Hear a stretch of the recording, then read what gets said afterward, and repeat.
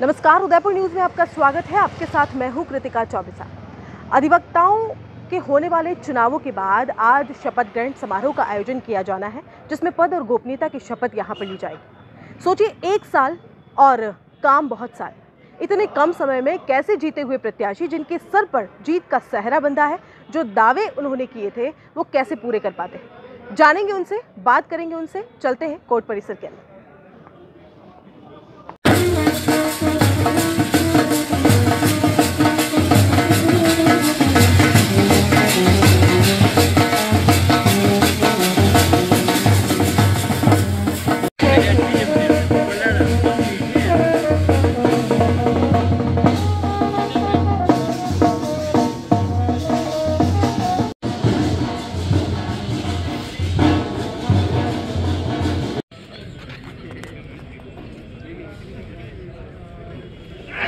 उदयपुर शहर के उप महापौर पारसजीत सिंह भी हमारे साथ मौजूद हैं और शपथ ग्रहण समारोह का हिस्सा बनने के लिए आज आप आए हैं। सर, सबसे पहले तो क्या कहना चाहेंगे जीते हुए प्रत्याशियों के लिए?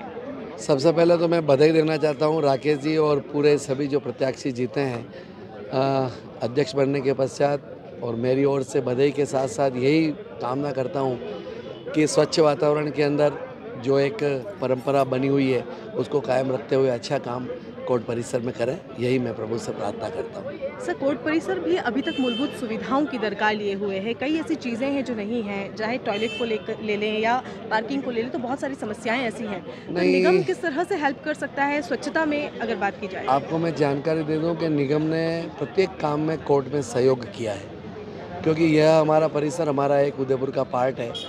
आपको ध्यान हो तो ऊपर एक ई लाइब्रेरी बनी, प्रवीण जी खंडेलवाल जब अध्यक्ष थे, वह भी पूरी लाइब्रेरी हमने नगर निगम ने बनवाई। पीछे जो टॉयलेट जो बनाया था उस समय वो टॉयलेट भी हमने बनाया, लेकिन कुछ सामंजस्य की कमी होने की वजह से कुछ तकलीफें आती है। मेरा ऐसा व्यक्तिगत रूप से सोचना है कि इस बार राकेश जी बने हैं अध्यक्ष, पुनः एक बार हम प्रयास करेंगे कि आपस में सामंजस्य के साथ में टॉयलेट का मामला हो या कोई भी शॉप का मामला हो, एडवोकेटों के साथ चर्चा कर हर चीज़ का समाधान करने का प्रयास किया जाएगा। सर, रियासत काल के समय मेवाड़ से बहुत कुछ चला गया, हाईकोर्ट बेंच भी उसमें से एक था। अब इस साल की जो कार्यकारिणी है उससे किस तरह की उम्मीदें हैं कि इस बार हाईकोर्ट बेंच जरूर उदयपुर में आ पाए? कार्यकारिणी का तो प्रयास हर बार रहता ही है।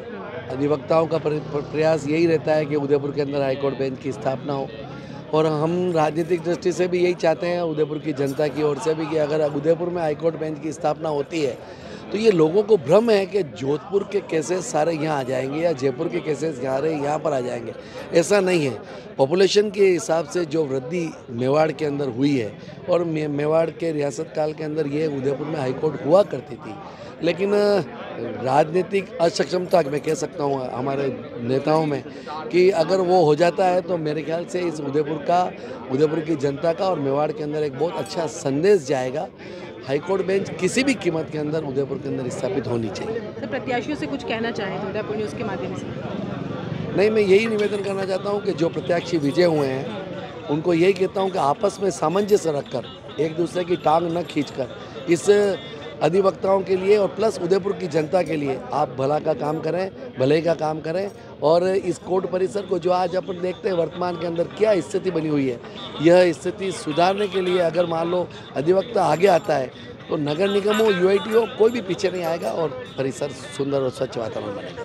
बहुत बहुत धन्यवाद। बार एसोसिएशन के चुनावों में सबसे बड़ा मुद्दा जो होता है, सबसे बड़ा वादा जो होता है, वो होता है हाईकोर्ट बेंच का, और उसी को लेकर एडवोकेट कल्पेश जैन हमारे साथ मौजूद हैं। वो उदयपुर की जनता से कुछ कहना चाहते हैं। सर, क्या कहना चाहते हैं?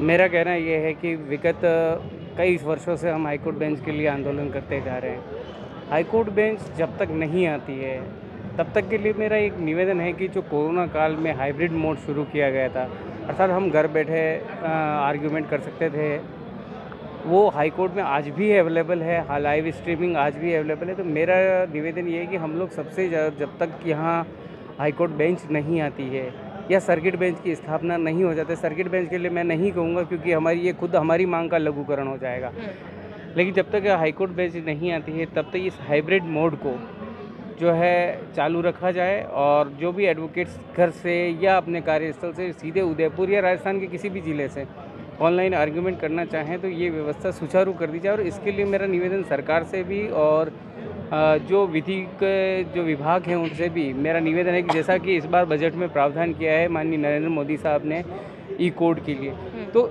मेरा निवेदन ये कि हर बार के मुख्यालय पर, हर बार एसोसिएशन के मुख्यालय पर कुछ ऐसी व्यवस्था की जाए या ऐसे संसाधन डेवलप किए जाएं जहां न्यायालय में आने वाले वकील सीधे लाइव स्ट्रीमिंग के माध्यम से उच्च न्यायालय के समक्ष अपने पक्षकारों का पक्ष रख सके। उसके लिए जन सहयोग भी हो सकता है, उसके लिए हम हाइब्रिड मोड के लिए हम अपना सहयोग भी कर सकते हैं, संसाधन अवेलेबल करा के, ताकि न्याय हर घर के लिए सुगम हो, हर जने के लिए सुगम हो।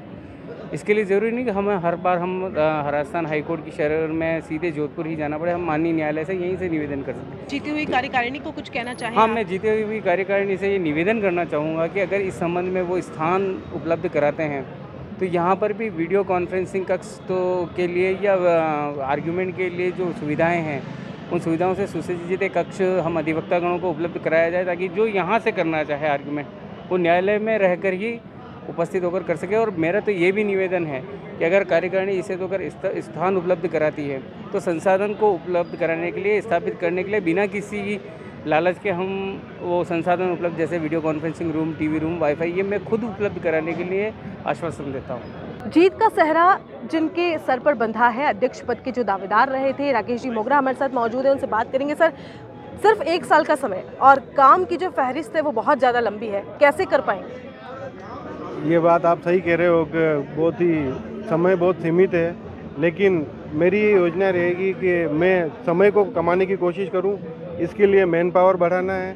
मैन पावर के लिए मैं अपने वरिष्ठ अधिवक्तागण, साथी अधिवक्तागण, जो महिला बहनें हैं, उन सभी के साथ मिलके कमेटियां बना के, कमेटियों के थ्रू, क्योंकि जैसे जैसे मैन पावर बढ़ता है आपको समय अर्जित होता है, तो मैं ये कोशिश रहेगी कि इस कम समय में ज़्यादा से ज़्यादा काम मैं कर पाऊँ।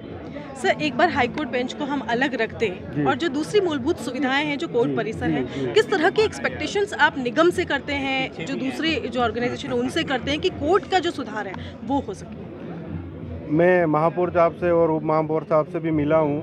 उन्होंने आश्वासन दिया है और न्यायालय परिसर में जो सफाई का और जो टॉयलेट वगैरह उनका काम शुरू हो चुका है, और उसके लिए मैं अन्य जो संस्था है मैं उनसे भी निवेदन करूंगा कि जो बार में जो स्मार्ट सिटी है उदयपुर, तो हमारी बार भी स्मार्ट बने, यही कहना चाहता हूँ। आज बहुत खुशी का दिन है आपके लिए और आप उस चौक में खड़े हैं जहां ये कहें कि सारी ही बातें, मंत्रणा यहीं से होती है शायद कोर्ट परिसर की। जिस तरह गांव की चौपाल होती है उस तरह से ये यहाँ की चौपाल है। तो इस चौपाल में खड़े होकर आप अपने साथी अधिवक्ताओं से कुछ कहना चाहें उदयपुर न्यूज़ के माध्यम से? मैं आपके न्यूज़ चैनल के माध्यम से यही कहना चाहता हूं कि ये मेरी जीत नहीं थी, ये सभी अधिवक्ताओं की जीत थी।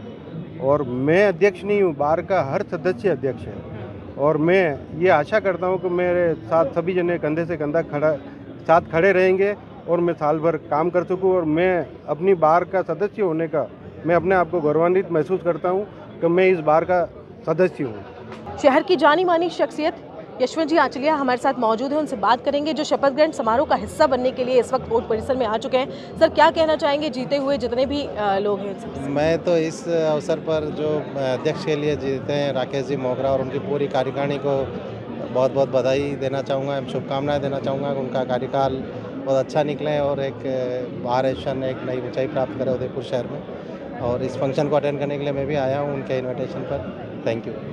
उपाध्यक्ष पद पर जीत हासिल करने वाले योगेंद्र जी दशोरा हमारे साथ मौजूद हैं। सर, समय बहुत कम है, काम की फहरिस्त बहुत ज़्यादा है, किस तरह से पूरी कार्यकारिणी मिलकर इस कम समय में ज़्यादा से ज़्यादा काम कर पाएगी? देखिए, अभी जो इलेक्शन के टाइम पे हमने जो प्रचार किया था तब हम सब अधिवक्ताओं से मिले थे यहाँ पर। उसमें हमारे को बहुत सी ऐसी समस्याएं उन्होंने जो बताई है जो तुरंत हल हो सकती है, तो उनको हम सबसे पहले प्रायोरिटी रखते हुए महीने 2 महीने में उन चीज़ों को जल्दी से जल्दी कराएंगे जिससे यहाँ का वातावरण और अच्छा हो सके।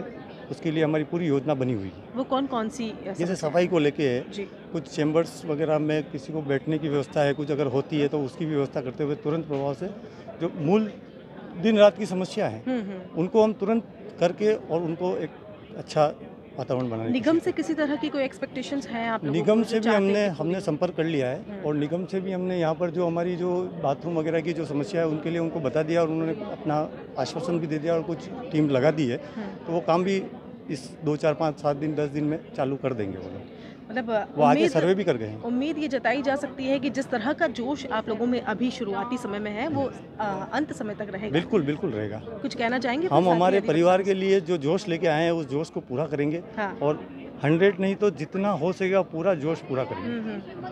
ठीक है जी, बिल्कुल। ये योगेंद्र जी दशोरा थे हमारे साथ।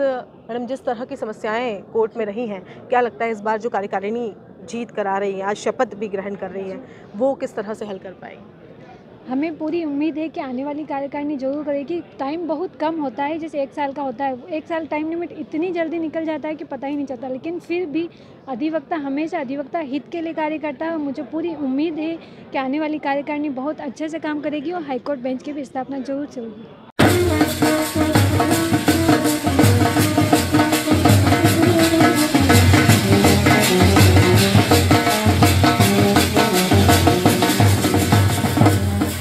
महासचिव पद पर जो इन्होंने जीत हासिल की है, शिवजी उपाध्याय हमारे साथ मौजूद हैं, उनसे बात करेंगे। बहुत कम समय है, पहले तो आपको बहुत बहुत बधाई उदयपुर न्यूज़ की तरफ से। क्या कहना चाहते हैं अपने साथी अधिवक्ता से? आज दिनांक 5 फरवरी 2023 को नई कार्यकारिणी का शपथ ग्रहण समारोह होना चाह रहा है और अधिवक्ताओं में काफ़ी उत्साह है। और मैं यही अधिवक्ताओं को कहना चाहूँगा कि पिछले 2 महीनों में जो अधिवक्ताओं को जो असंतोष हुआ है और बार की एकता और अखंडता और गरिमा को जो ठेस पहुंची है, वही गरिमा और वही विश्वास वापस अधिवक्ताओं का लौटाया जाएगा और बार की एकता व अखंडता की रक्षा की जाएगी। कम समय में कितना काम कर पाएंगे, क्या कहेंगे? करने वालों के लिए तो 1 साल बहुत होता है और बहुत कुछ सोच रखा है और ईश्वर हमारी सहायता करेगा काम करने में।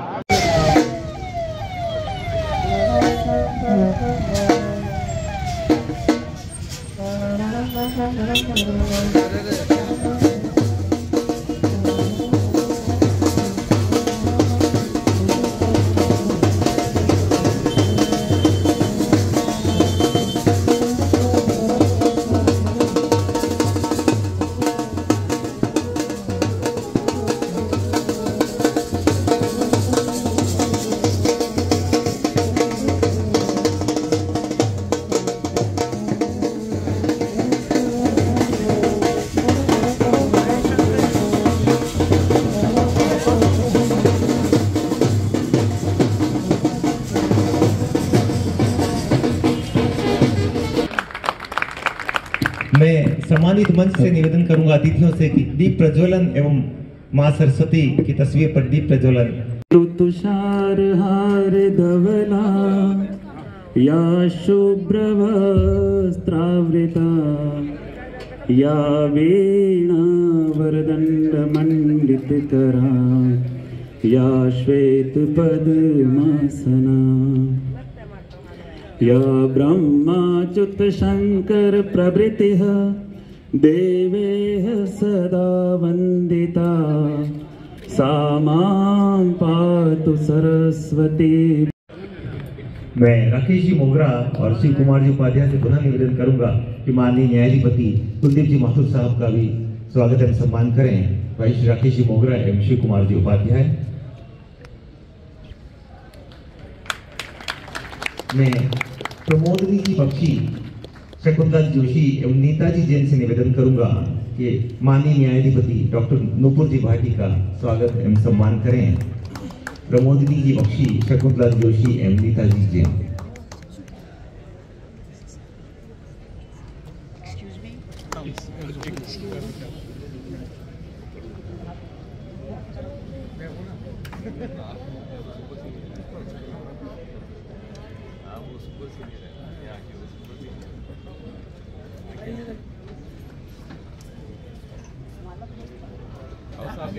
सीनियर है, मैं तो सुपर सीनियर है उदयपुर मार रहा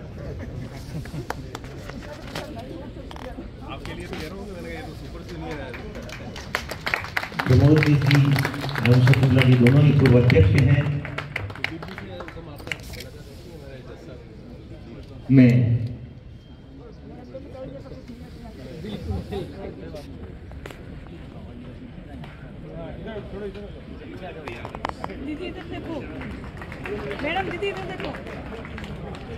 शकुंतला जी हमारे लिए अत्यंत ही गौरव का विषय है कि आज माननीय उच्च न्यायालय जोधपुर की त्रिमूर्ति हमारे मध्य विराजित है।